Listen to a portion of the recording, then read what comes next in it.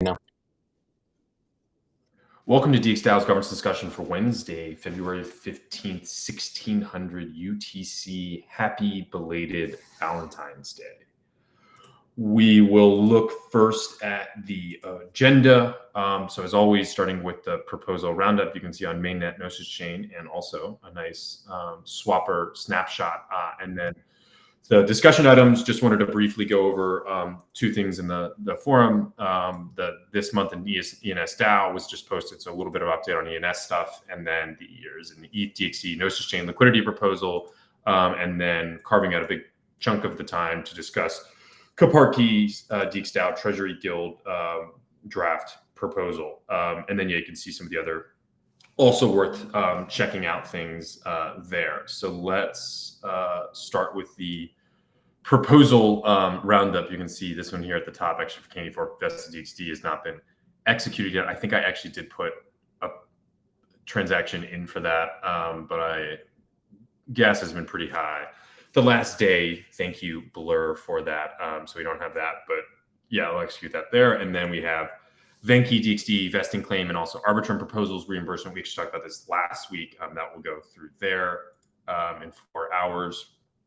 And then we have DXgov Guild 2023 Q1 funding Davi developer Yathindra. This is set to go through in 13 hours, but I'm curious to know if it will be, regardless of whether it goes through or not. Yathindra, I think, can figure out a way to get you paid as this proposal looks like it is passed. The reason it might not go through is that it is using the old contribution reward scheme, which we had just deinstalled, I think, yesterday there.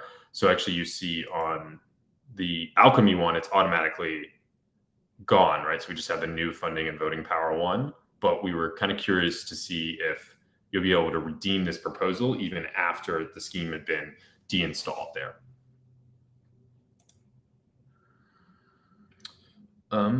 Yeah, and then we're going to another, we have the vested DXd claim for MMDHR for Melanie's DXd here.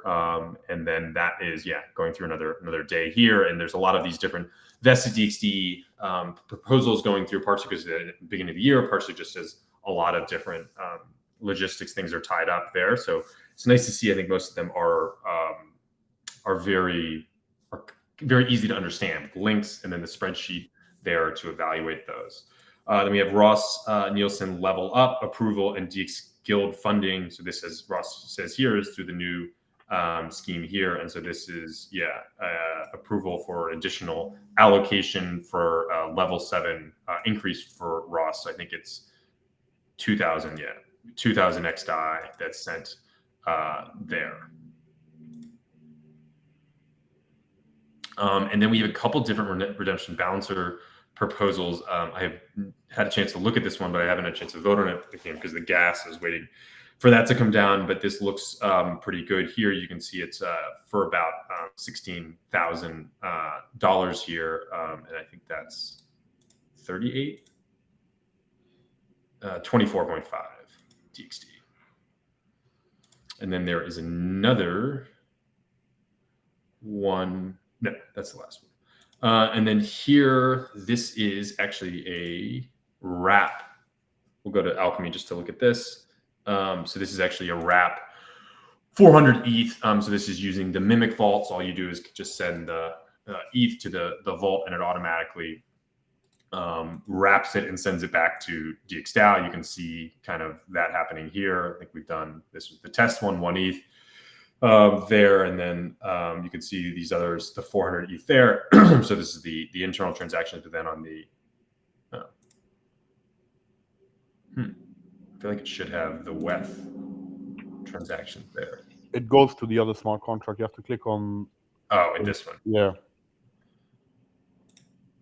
Right. Okay. There you go. So this is how we're getting a little bit of WETH. And if you notice, like so there's 2 reasons why this is a little less than 400. The first reason is this one is a little less because it actually have a bug in Alchemy where for something about where you put 400, but it actually, like the way it's calculating the, I don't know, fraction to decimal, it actually is slightly less than 400. So that's why this one is a little bit slightly less.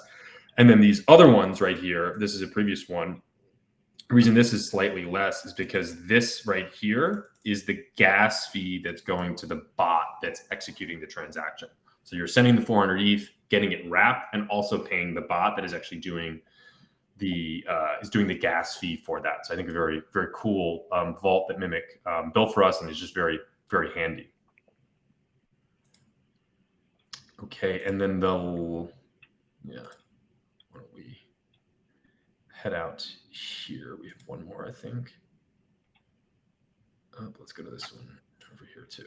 Yeah, and then we have two different, or actually just one right now that is boosted. So this is a CowSwap liquidity order for WETH DXD. So this is a 400 WETH order. This is why we need to wrap the WETH in order to be able to execute this proposal. I think this is the there's already been two different 400 WETH proposals that have done this, and so this is, I think, 4.4562. We can see 457.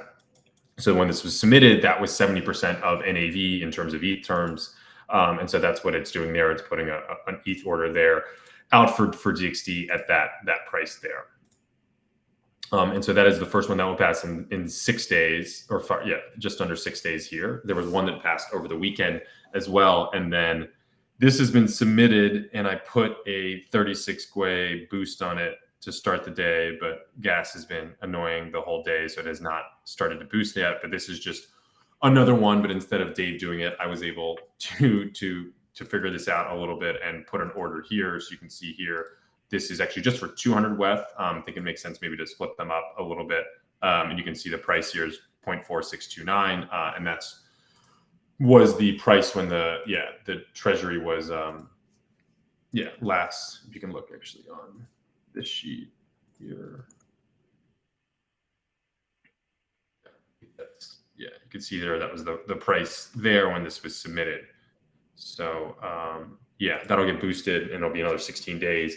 But I think this is a separate way of enforcing the token model, is doing these like open market purchases that I think are helpful for people. They are only accessible. This is important. So it is a CowSwap liquidity order, which means it's only accessible by trading through the CowSwap UI directly. So if you want to access this and sell, you need to be doing it through the CowSwap one there.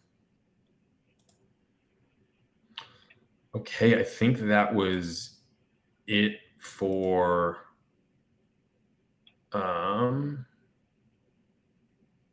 there is one more that has been boosted that I forgot to talk about here. Yeah, a member balancer for DXdao deposited in Gnosis chain base. As many of you know, you cannot send XDAI to a smart contract wallet on Gnosis chain.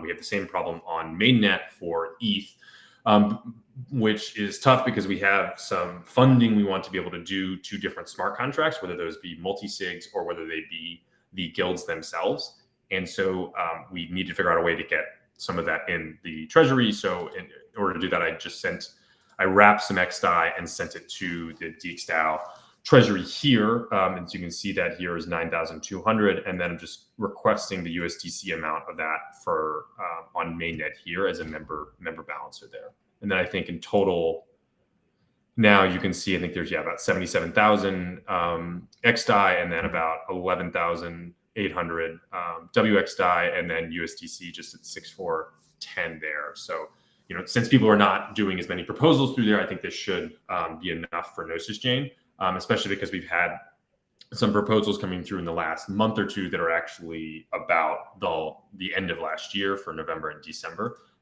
So yeah, and then just another general rule of thumb, if you're doing an individual request for a proposal, if it's over $5,000, it's probably best to do it through Mainnet.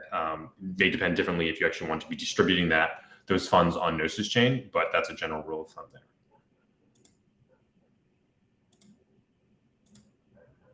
Cool. And then moving over to XDAI, let me just go here, Gnosis chain. Yeah, so we have, actually have not checked as much out this morning, but yeah, so Gnosis chain is less busy than it has been in the past because so much of the activity for worker proposals has shifted to guilds. what we can see here, yeah, there's two proposals, or one proposal that is live, and there's three that will be boosted in a minute. So this was for the Alchemy bailout. Powney, this was, yeah, for 3AC, for producing this wonderful, or not producing, for forking this wonderful UI that we're all looking at, and then running it and setting it up there. So this was through DXgov, and then is being paid directly through to the 3AC safe on Gnosis chain. And you can notice here, they're doing it in DXdao, hence the need for the previous member balancer to be able to do that. This is the Operations Guild H1 2023 contributor event stipend. So this is, you can see Melanie submitted this. And so this is, the event stipend was approved in the 1H 2023 budgets, but it was approved as a contingency cost. So this is a proposal that is claiming those contingency costs for the first one half of 2023. And as you can see here, the way that this is, the way that the system kind of has worked in the past, where I think is the original proposal, was that you get a event stipend based upon the amount, the percentage commitment to DXdao, and that percentage commitment specifically to your guild. So if you're at 80% contributor time, that means you'd be getting 80% of the $2,000. And then for some specific contributors, they do contribute to different guilds, and so you should actually claim those event stipends separately through the guilds yourself. I believe the DXgov team has already done their proposal for the event stipends, and then this is the Operations Guild, and then I saw in the forum the Carrot and Swapr ones there. So yeah, moving kind of ahead with that, and I think this is a good one for Melanie here to look at if you have any questions on how to format that or the process. Cool. And then we have, yeah, the Ross Nielsen vested DXD claim, interestingly done on Gnosis chain. Seems fine there. There's about 1,100 DXD that is in the Gnosis chain base, so that's kind of fine to do there. It is a little bit more difficult to do this on Gnosis chain because you have to do it through DXvote, because Alchemy does not actually recognize the DXD token in the UI there. So you cannot select it from a dropdown. So that's why it's a little bit easier for some to do it on mainnet. Of course, gas cost and the time to proposal time is shorter on Gnosis chain. Yeah, and then we have two different proposals here from Lucy Foss that Candy Fork boosted yesterday. So one is a DAI payout for a proposal that had previously passed here. This is actually, you know, a little bit in the past year, but this had been approved, and he's just now claiming the funds for that. And then the other one is a similar one about the yeah, I think December time, as this is on Carrot.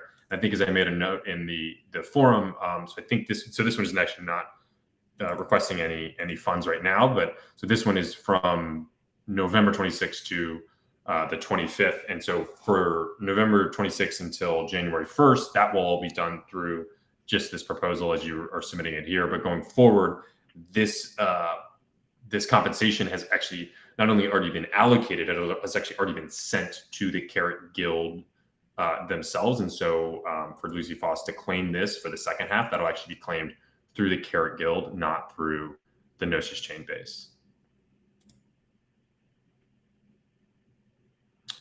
Cool. And then I think that was, oh, it wasn't it for all the proposal roundup, but that's it for Gnosis chain. But in addition to mainnet and Gnosis chain, we have also some live voting going on the Swapr snapshot. Venki had posted in the forum about a temp check to maybe raise the fee on Arbitrum. The fee on Gnosis chain is 1%, and the one on Arbitrum is 0.25%. So this is a vote to see that changed. Yeah, as you can see here, the vote is right now is first place, or sorry, 1% is in first place, and then the changing it to 0.6% is in second place. And I think, like, really cool. There's like 10,000 voters on this. I think some of them may be bots, but this kind of goes to show you, I think, maybe very underratingly, how widespread the Swapr token distribution is, and the airdrop was. And I think a lot of that, of course, is because it was done on Arbitrum and kind of that initial stage. So I think it's really cool to see this vote and to see the participation there. Venki, I don't know if there's anything else, if you're on, or anything else to add to that. Cool. Nope. But yeah, that's another day of voting there. Cool. And then, yeah, I don't know if there's any other thoughts on any of the proposals outstanding.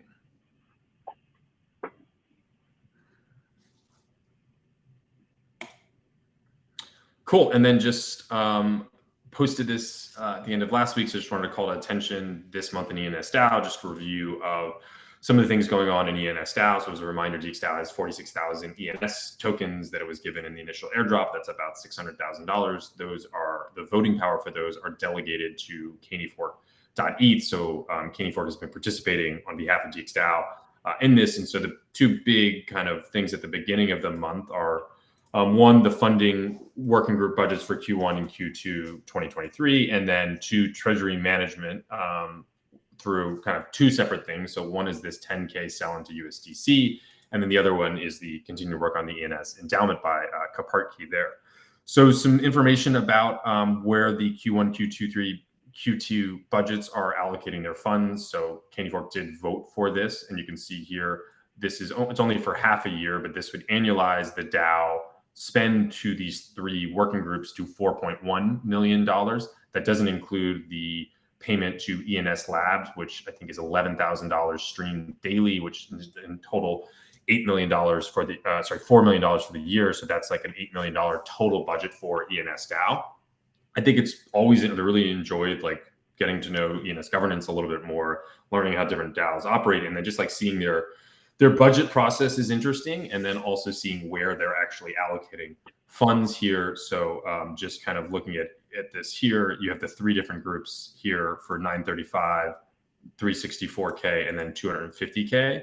And the vast majority of these are basically grant type of things. And so you see here, this is the ecosystem working group here. So they've got a lot to hackathons, a lot for grants, builders, ENS Ferry, ETH Limo, always a really important part of the ecosystem there, and is getting that funding out of there. And then the same thing looking at the meta governance working group. So this right here is maybe the more interesting line item to people. So this is the steward and secretary compensation for all of the working groups. So there are 3 stewards per working group and then an additional secretary. So I think this works out to be about $3,000, a little over $3,000 a month for the stewards to participate that, plus a little bit of ENS there. But you can see the rest of it is more for other types of activities there. Yeah, and in the Treasury, the two big initiatives the past few weeks, the one was the passing of the sell 10,000 ETH to USDC. So this was using CowSwap, a model that I think DXdao had pioneered and was using there. So I think a very cool use of CowSwap, and there was a lot of some activity in terms of analyzing the trade and how it was executed. That was pretty cool. And then elsewhere in the Treasury, the ENS endowment. So this would be a portion of the ENS Treasury that is being managed to generate a yield by Karpatkey, who's on this call here. So they had posted a series of strategies to be used in mid-January for community input. And then I think actually this executable on the forum, I think that is actually now live in the forum right now. And I think we'll be looking to go into a on-chain execution proposal soon. So that means actually sending the 25% of the ENS Treasury to the specific multi-sig there. And again, it's kind of interesting to look at other DAOs and how they're functioning, that they're going through the same process of what you have with signal proposal, or you have this initial proposal, but it becomes a little bit different when you're actually moving the funds and kind of what are the exact elements of that. So cool to follow along. And yeah, I think that sounds like that will go on chain in the next week here. And then ENS name wrapper update.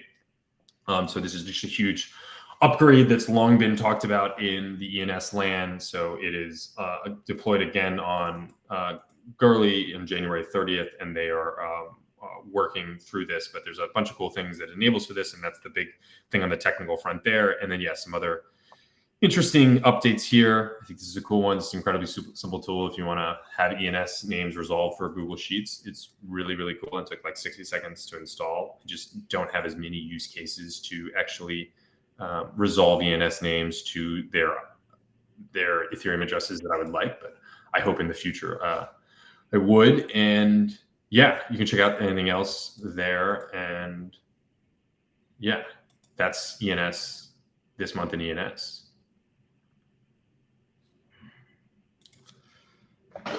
And then next item, just wanted to mention it. I don't think there's much more to discuss on this. So this would just be putting some additional DXdao liquidity, DXdWeth into Gnosis chain. So Gnosis chain is the largest by TVL for Swapr. I think it has about $8 million in TVL, but the DXd pool there is actually very small. It's only about 34,000 in liquidity. So this is proposing actually taking existing funds from the Gnosis chain base and just putting a little bit extra liquidity in there. This is part of the DXd token model. The fourth element of the new DXd token model was protocol owned liquidity. And so this would be part of the approved allocation there. There's already been some that has been allocated, I think about $300,000 of liquidity from DXdao on mainnet. And then this would just be a little bit added on Gnosis chain to make sure people can buy small amounts of DXd, because of course Gnosis chain with the lower transaction cost is a easier way for smaller holders to do that. And because the pool itself is small, this would actually be split up into two different orders. I think it only has 11 ETH in it right now. So doing an order for 15 ETH would potentially open up to some manipulation. So we're just going to spread it out to a 6 ETH order and then a 9 ETH one there. Yeah. So that is it for the main discussion items. I don't know if there was any other things about these or any of the proposals that we had before kicking off the discussion on the Karpatkey Treasury Guild.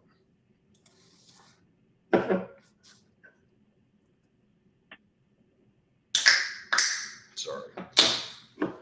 Cool. Yeah, so just to jump right in here, I hope people, this is posted last Monday. And so there was an initial proposal from Karpatkey. There was a couple of responses from Dave, myself, and Ross from DXgov. And then we have DeFi Foodie Pasu that had a nice response yesterday in there. And so, yeah, just as I guess maybe to set the stage a little bit. So this kind of post comes following DXdao's recent search for a treasurer as DLab's tenure winds down and focusing more on Nimi.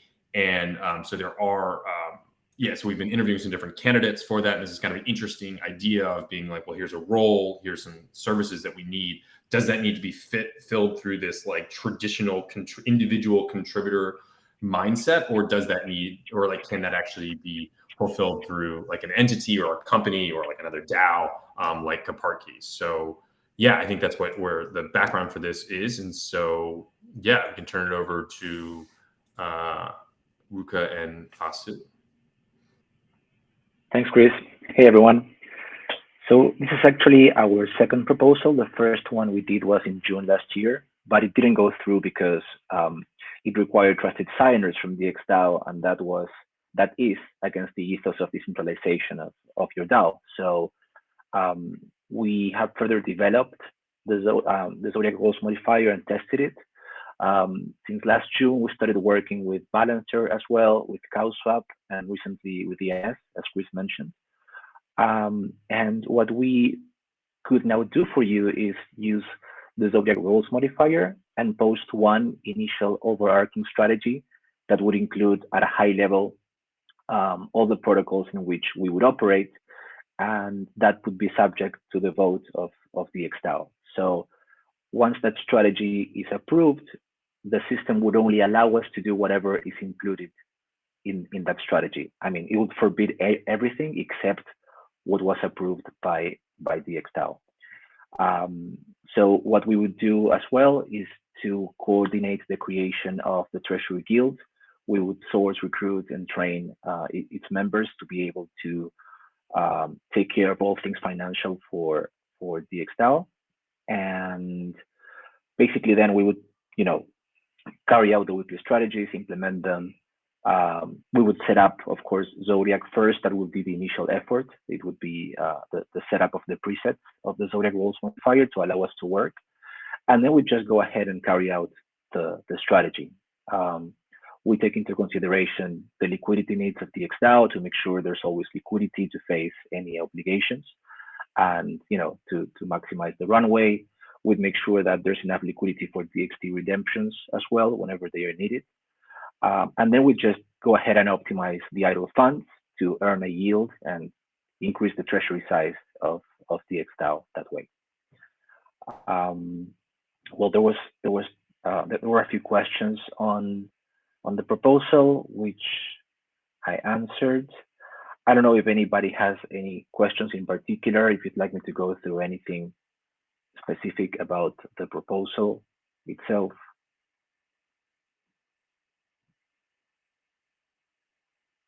But the main difference with last year is the constitution of the Treasury Guild and the usage of Zodiac to not need trusted signers from your end.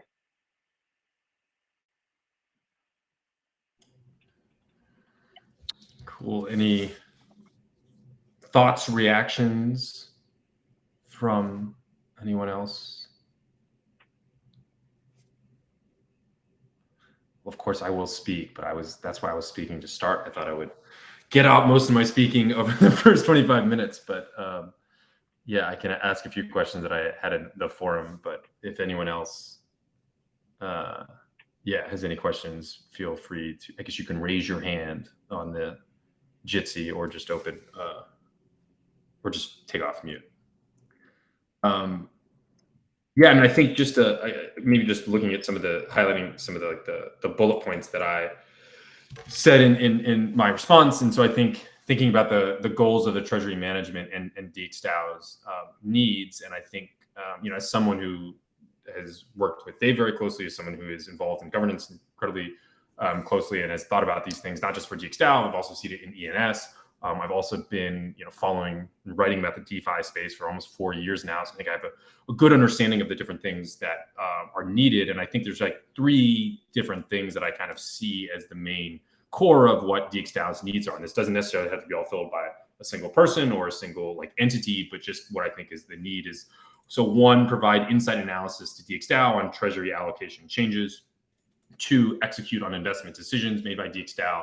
And then 3, accounting and financial projections, right? So this is like the operational cost of making sure budgets, and we have the expenses coming up. This is stuff that Candy Fork has done as well. So I think those 3 things we should all be looking for to fill that. Again, it doesn't have to be in this proposal, but that's what I think kind of DXdao's needs are. The flagship product and dog fooding Davi with the Treasury. So we've talked a lot about the flagship product for DXdao and wanting to have basically a governance system, a governance platform, Davi, at the core of a lot of what DXdao ends up doing for all of its products, right? Figuring out a way that can unlock other opportunities in investment, other product engagements there. And so I think a key point of the Treasury Guild or using DXdao's Treasury is to, I think people call it dog food swapper. I mean, so dog food your own product. So I think Amazon Web Services is probably like the best example of this. Basically, like Amazon built Amazon Web Services to run Amazon.com itself, but was building that capability so that other companies could then come in and run on Amazon Web Services. And they did the same thing with their logistics network, right? They built their logistics network for Amazon.com to function. And so that was a way to justify the cost. But then once they've kind of built out the system, then they open the system up to fulfillment orders from third parties there. And I think the same thing is an approach we can take here with DXdao, which is how do we use the Treasury and deploy the Treasury in a way that actually dog foods DXdao's own products. And so I think DXdao has already been doing this with Swapr. There's about $5 million of DXdao's liquidity in Swapr right now. And I think that is very important to having kind of Swapr as a product be around and be able to do a lot of different things. And so I think the question is, what can we do on the Treasury side of things to dog food Davi. And I think, as I kind of said here, I think this means executing its responsibility through DXdao's own governance platform, not through a competing platform. Now, this is what's fun about, I think, Web3 is competitors are like not exactly competitors, right? And so there's, I think, a way that you could see how, Davi could plug into a safe, and we could plug into all of these different things. And so I think there is a way to do that, but I think that's what we should be pushing for here. I think the cost and fee structure, I think my approach here is originally it was as a management fee, right, as a 0.5% here. And then I think if you look at what the assets are in this, so this would be, I think, what the management fee would be on 41 million. And so if you look at what the assets base for that is, so basically it means you get 0.5% of whatever this total assets under management is, right? So you should be inclined to increase the asset under management, which increases your fees. But I think if you look at what the assets under management are for this management fee, like 2/3 are DXD and ETH. So in the event that ETH doubled, the management fee itself would double. Actually would be like 66% or whatever, because the price of DXD would also double, because of the price of DXD is very much correlated with the price of ETH. And then that would lead to an increase in management fee, which I don't actually think the doubling of ETH was necessarily something that was related to the Treasury performance itself. It's more about previous allocation decisions that were decided by DXdao governance. And I think especially it's a little different to have DXD included as part of the AUM in the management fee. And I think in general, this is maybe where DeFi and DAOs will differ from how the traditional fund structure has worked. So this 0.5% fee here is very, and the performance fee, that's very much in line with how different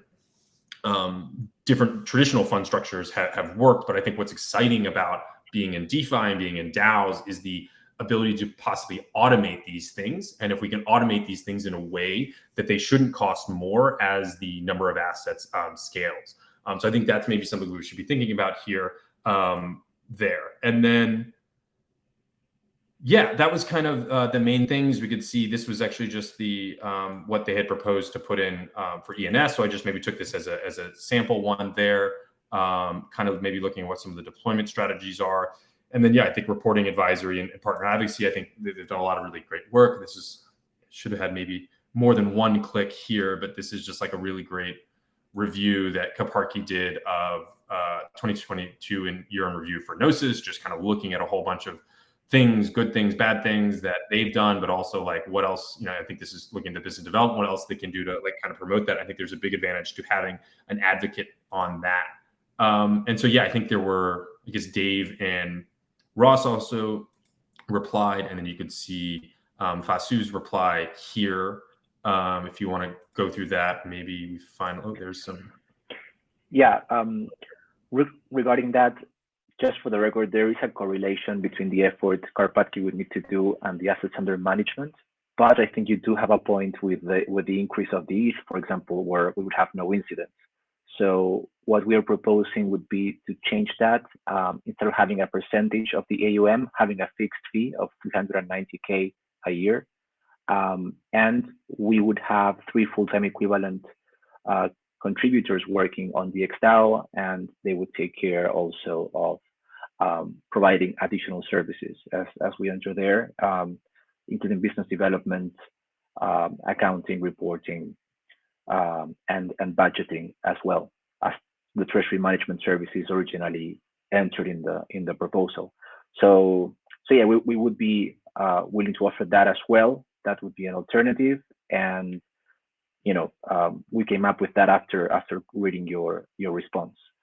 And then something I didn't mention before, we did improve in several aspects since last June. We have developed in-house bots that allow us to have greater capital efficiency with early alerts in case there's a greater volatility in the market or a sudden price drop, for example, with alerts on the collateral ratios if there are any loans taken, so that the collateral can be increased. And we have focused a lot on risk management, which is something that I think has become one of the main strengths of Karpatkey. We currently have 32 different parameters that we are looking into for risk management. And that's part of what we take into consideration when carrying out the strategy. And that's also one of the reasons why I think it's important that we would have a lot of flexibility within the approved strategy, of course, but a lot of flexibility to make to act within those boundaries. So if we see that there's a significant slippage, or that the performance of a position has decreased, or there's too much price impact, or something happened, there was a hacked protocol, whatever, we can act quickly with the Zodiac rules modifier, again, within the boundaries approved by DXdao. But this wouldn't require an additional proposal subject to vote and waiting for several days. We could act immediately on that. And regarding, well, dogfooding Davi or any DXdao build tools, what we would do is allocate the necessary funds for them to be used. But within the boundaries of our proposal, we would be using the tools we are accustomed and that we have gained experience with and audited three times, for example, in the case of the Zodiac rules modifier. I don't know if I'm missing any parts of what you mentioned. Well, I don't know if part of the additional work we'd be doing is similar to what we recently posted for Gnosis, the annual report on the Gnosis DAO Treasury. So that would be also included. Something similar for DXdao would be included with the fixed management fee that is decoupled from any increase in Ether or DXD prices.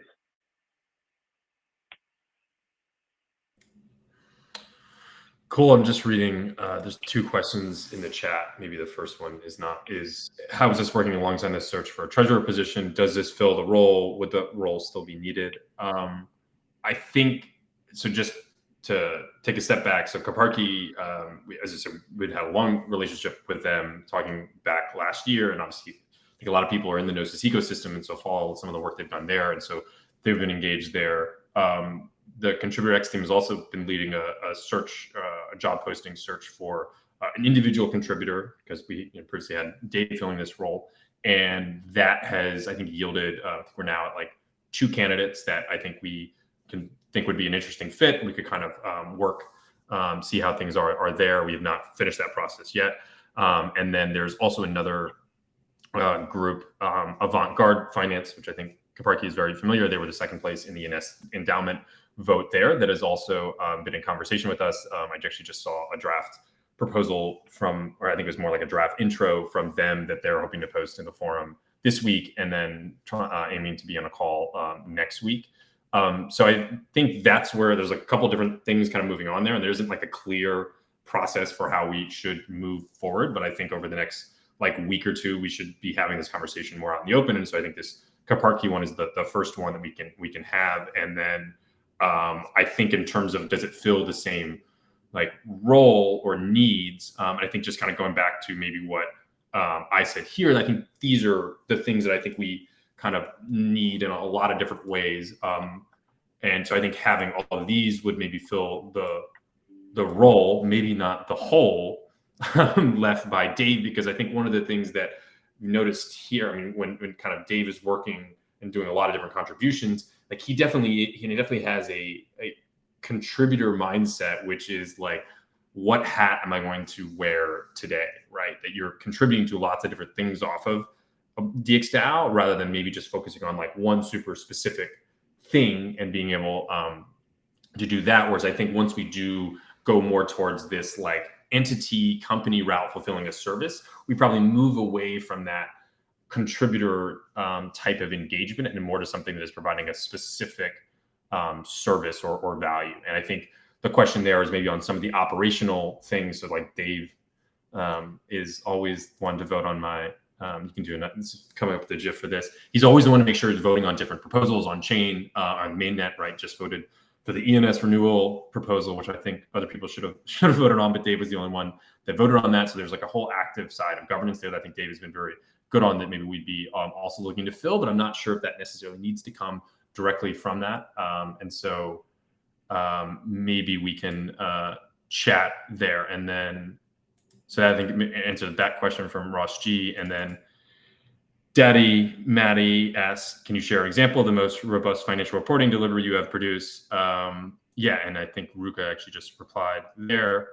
And then Venki has, is Dave including in finding this new person or entity? So I think Dave has been very involved with Karpatkey, and he's also chatted with one of the potential candidates as well. So we have, and I just chatted to Dave this morning about this. So yeah.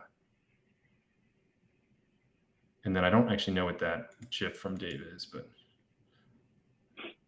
combing his hair.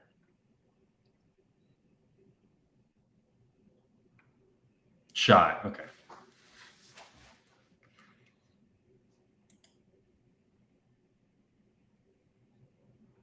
Cool. Other questions in the chat or questions? Yeah.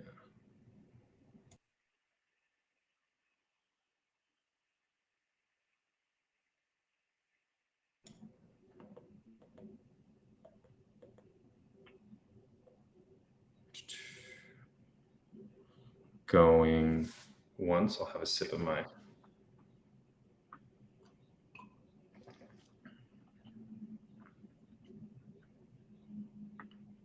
Cool. Well, yeah, we'll kind of keep moving this along. As I said, there's, basically there's Karpatkey is like the first one that's kind of presenting this and kind of absorb it. And then there'll be another conversation next week with Avant-Garde, and then as well as these two candidates. So we've been chatting with them, kind of figuring out how we can kind of introduce them to DXdao and see if there's a fit there. And I think this is, yeah, as I think I was telling Karpatkey, and I've told like everyone, like we don't have a great process for this, and maybe we need, but even, if we had a good process for onboarding contributors, this is kind of almost something completely different. Luckily, Dave, we have a new signaling tool that allows us to do ranked choice voting, which actually also includes DXD holders. This is the ESP signal. So I actually am very keen to maybe be using something like that, which you can vote on. Yeah, you can do ranked choice voting. Pretty cool that way. But that's, again, maybe that's the process we need for that. But I think we'll see how Venki says it's very trusted. Yeah, I don't think you can do rep on snapshot though. Yeah, or you could. Yeah. I mean, Venki, I think snapshot is just as trusted as ESP. I think we have to go ask Sky first to say that this is my DXD holdings. I want so much signal. I think that is. Right. Yeah, I don't think that would be a good. Well, I mean, I understand, but you're asking snapshot to do it too, right? You're trusting another entity to do it. It's not you don't. Like Ethereum. Yeah, you don't put it to a person, right? I mean, you don't depend upon one single person to just give you what is your signaling power is. Yeah, I mean, you depend on a company, right? I mean, I think we've had a long anti-snapshot DXdao because we think it's a very trusted way of deciding things. And I don't think you could combine rep and DXD into a single snapshot in snapshot, whereas I think we can do that now with ESP thing. And I completely agree. We need to. I mean, I think we actually can figure out how to get all the DXD. Can you combine them into one strategy? Yeah, I think so. You can have up to 8 different strategies, and then you can create one. I think. Mm-hmm. All right. Well, I'll be down with that. I mean, I think for me, the key thing is, can you have rep and DXD, together? I think the kind of obviously the trouble thing that we're building the governance 2.0 system now is how do you have the DXD influence in that? And so there is some specifics on how the DXD component would count in the original proposal. But yeah, I think because in the original proposal, it says you basically have to have rep and DXD on a specific address to be able to participate.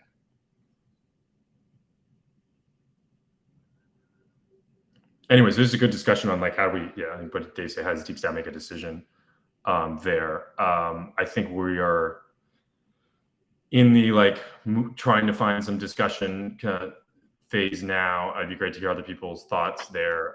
And then, because we do have this binary thing, if there are more than two options, it does make it very, very difficult there. And just also is like, in terms of the decision. So this was also a contingency budget in the operations guild, right? The Treasury thing. So that was approved by DXdao there for a spend on the operations guild one there. And so there is kind of, I think, maybe some of the operations guild being able to propose this if it goes the individual contributor route or something else. So maybe, yeah, some things to figure out.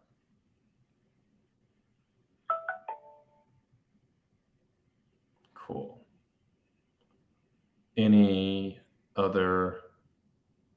Yeah, and I don't, so I don't know the timeline on that, but maybe we could think about 2 weeks from now. I mean, Denver is kind of in here, but maybe like 2 weeks from now, we could think about the having an actual vote, depending on how the conversations go, if people are drifting one way or the other. But yeah, I think it would probably be at least another week and a half before we'd figure out what that actual voting would look like. And maybe we should put some thought into actually the platform to how to do that.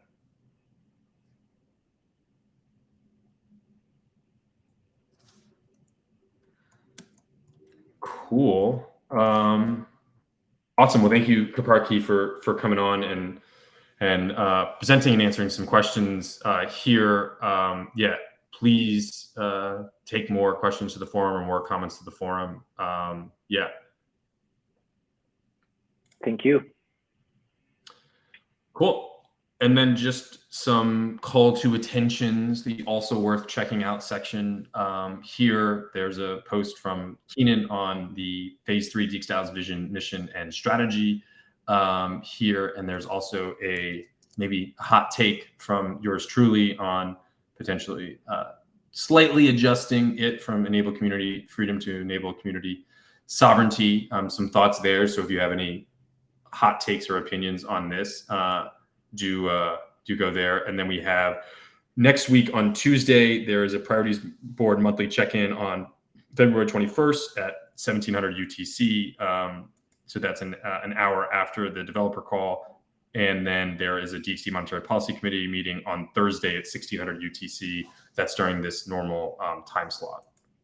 There was also an interesting post about DX Regen, Save Our DAO, about covered a lot of different things about an address that has accumulated $1,500 worth of gen.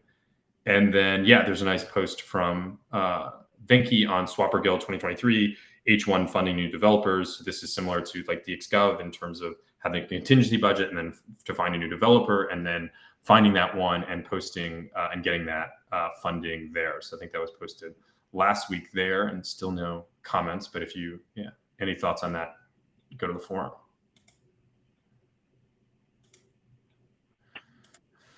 Awesome. That's it for today's call. Thanks, everyone, for joining, and we'll see you next week. Bye, everyone. Thanks. Cheers.